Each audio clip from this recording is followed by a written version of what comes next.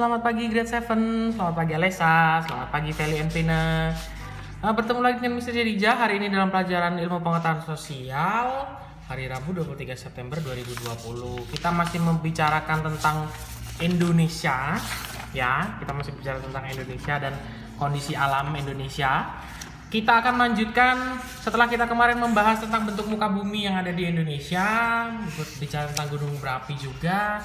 Hari ini kita akan lanjutkan selanjutnya materi dalam kondisi alam di Indonesia, yaitu kondisi iklim yang ada di Indonesia. Jadi kita setelah membicarakan kondisi alam, kita juga berbicara tentang kondisi iklim di Indonesia. Iklim Indonesia itu seperti apa sih? Apakah sama dengan negara-negara lain? Dan melihat posisi Indonesia yang berada di tengah garis khatulistiwa, seperti apa iklim di Indonesia. Nah, untuk itu kita dapat memulai materi kita dari halaman 60 hari ini. Kondisi iklim Indonesia. Indonesia berada di wilayah tropis, ya, karena kita berada di garis khatulistiwa, di mana garis khatulistiwa itu adalah posisi tengah dari bumi, dari planet bumi, di mana kita mendapatkan sinar matahari yang sangat banyak. Itulah yang menyebabkan Indonesia berada di wilayah tropis, karena kita mendapatkan suplai sinar matahari yang sangat luar biasa dibandingkan negara-negara lain yang lebih berada ke selatan atau ke arah utara dari belahan bumi. Nah, apa yang menjadi ciri di daerah iklim apa yang menjadi ciri daerah beriklim tropis? Nah, ciri iklim tropis yang ada di Indonesia itu adalah suhu udaranya tinggi sepanjang tahun, yaitu sekitar 20 derajat Celcius.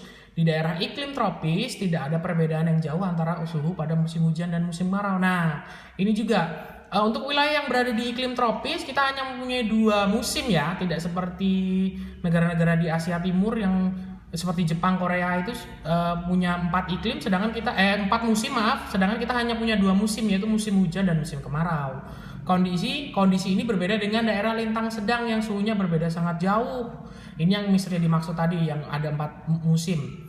Antara musim dingin dengan musim panas. Pada suhu musim dingin dapat mencapai minus 20 derajat, sedangkan pada musim panas dapat mencapai 40 derajat Celcius. Ya, itu sangat berbanding jauh. Nah, secara umum, keadaan iklim di Indonesia dipengaruhi oleh 3 jenis iklim, yaitu iklim muson atau iklim musim, iklim laut, dan iklim tropis. Gambaran tentang ketiga musim iklim tersebut adalah, nah itu iklim musim ada penjelasannya seperti apa, atau iklim muson, iklim tropis itu seperti apa, dan iklim laut itu maksudnya seperti apa. Itu ada di situ di halaman 61, bisa kalian baca lebih lanjut.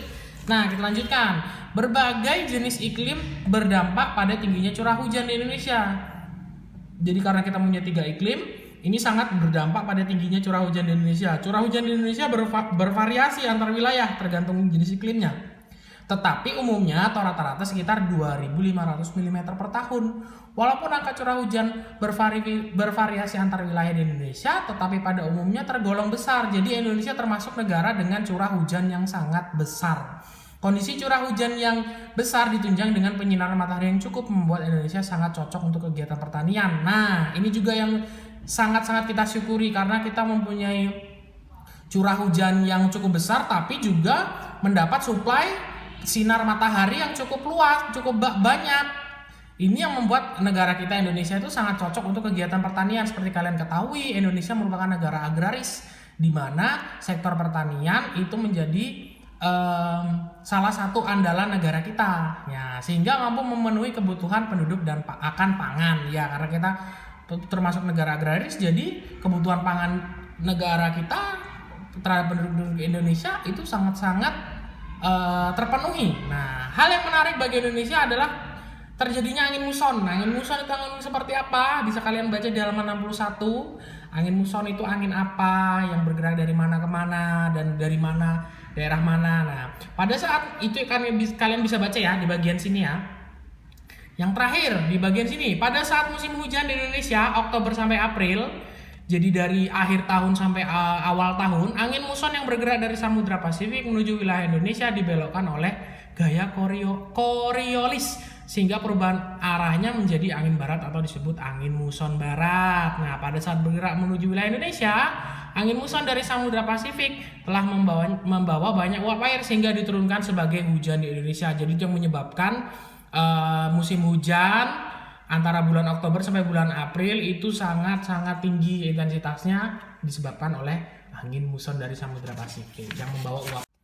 Nah, inilah peta arah angin pada saat musim hujan di Indonesia. Angin yang membawa uap air dari Samudra Pasifik berbelok di ekuator dan menurunkan hujannya di Indonesia. Jadi ini tadi yang menyebabkan intensitas hujan sangat tinggi antara bulan Oktober sampai bulan April. Nah, peristiwa sebaliknya terjadi pada saat musim kemarau, Mei sampai September.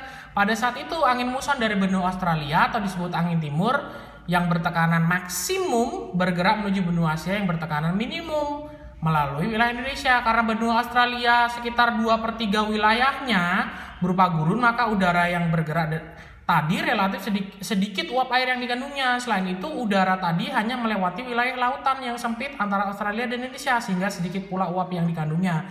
Pada saat itu, di Indonesia terjadi musim kemarau. Nah, jadi angin yang dari benua Australia ini yang menyebabkan kenapa kita terdapat musim kemarau, karena angin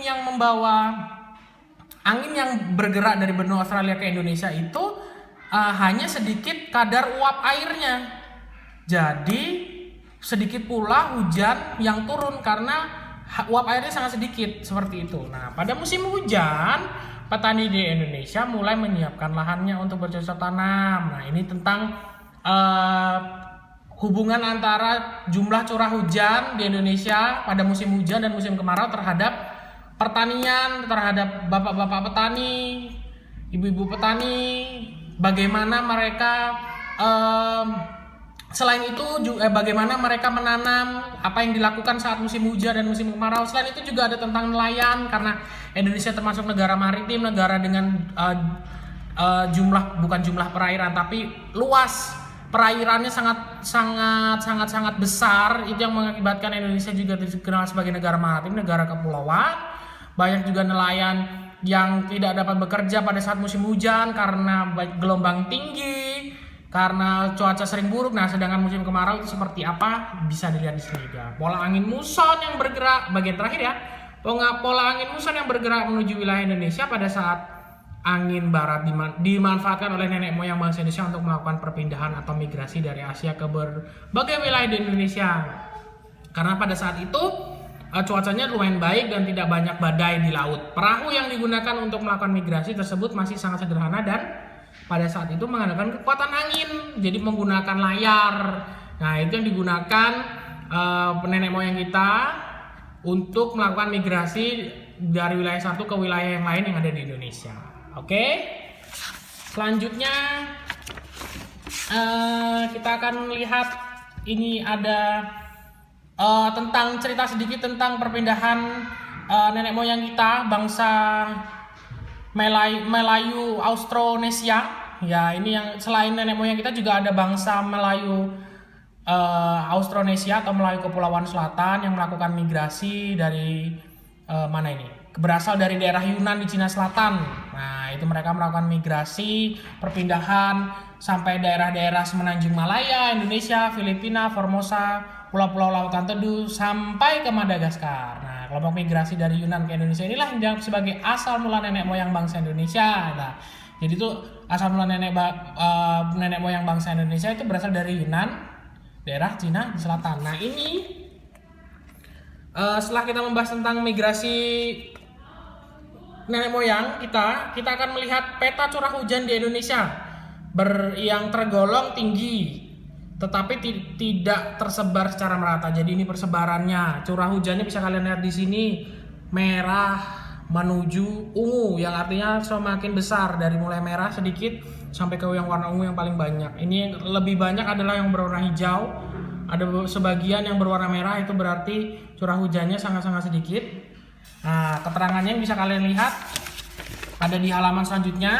Ini perhatikanlah sebaran curah hujan pada gambar 136. 136 itu ini ya, gambar ini. Nah, untuk memperoleh informasi tentang intensitas curah hujan, kamu dapat melihat legenda atau keterangan petanya. Tadi yang bisa dilihat kasih tahu tentang gambar-gambarnya itu, tentang warna-warnanya itu curah hujannya seperti apa. Nah, terus kalian juga harus memperhatikan daerah manakah yang curah hujannya paling tinggi. Tadi kalian lihat lihat dari warnanya di sini bisa kalian lihat. Nah, itu semakin gelap warnanya, itu semakin curah hujannya semakin tinggi. Nah, lalu kegiatan yang akan kalian lakukan hari ini adalah, ini kegiatan kelompok ini bisa kita skip karena ini membutuhkan termometer dan lain sebagainya. juga kalian harus melakukannya secara kelompok. Kita hanya akan melakukan yang ini. Nah, kita akan melakukan kegiatan yang ini. Kebiasaan apa saja yang dilakukan oleh masyarakat yang tinggal di daerah dengan suhu udara tinggi, misalnya pantai, atau kita ini kan termasuk suhu udara tinggi, kita ada di pinggir laut. Dan kira-kira kegiatan apa yang dilakukan oleh masyarakat yang tinggal di daerah dengan suhu rendah atau misalnya gunung. Nah, kalian bisa tuliskan jenis aktivitasnya, 2 atau 3 aktivitas, misalnya suhu udara tinggi, kebiasaan yang biasa dilakukan, misalnya apa? Berjemur, atau kegiatan yang lain apa, kegiatan atau aktivitas apa yang bisa dilakukan di daerah dengan suhu udara tinggi, misalnya nelayan menjemur ikan untuk memproduksi ikan asin, atau suhu udara rendah biasanya digunakan kegiatan atau kebiasaan aktivitasnya apa, mereka menanam sayur, kan biasanya itu suhu udara rendah itu atau di daerah gunung kan biasanya digunakan untuk daerah kebun sayur atau untuk menanam sayur. Itu bisa kalian tuliskan. Jadi untuk daerah yang bersuhu udara tinggi, kebiasaan atau aktivitas apa saja yang biasa mereka lakukan, masyarakat yang bisa lakukan. Dan untuk daerah dengan suhu udara rendah, kalian bisa tuliskan kebiasaan atau aktivitas yang biasa dilakukan. Itu yang akan kalian kerjakan hari ini. Kalau masih ada kesulitan pertanyaan, silahkan ditanyakan pada Mr. Jedija. Mr. Jedi tunggu hasilnya. I hope you enjoy your day. Good luck and good morning everyone. Thank you.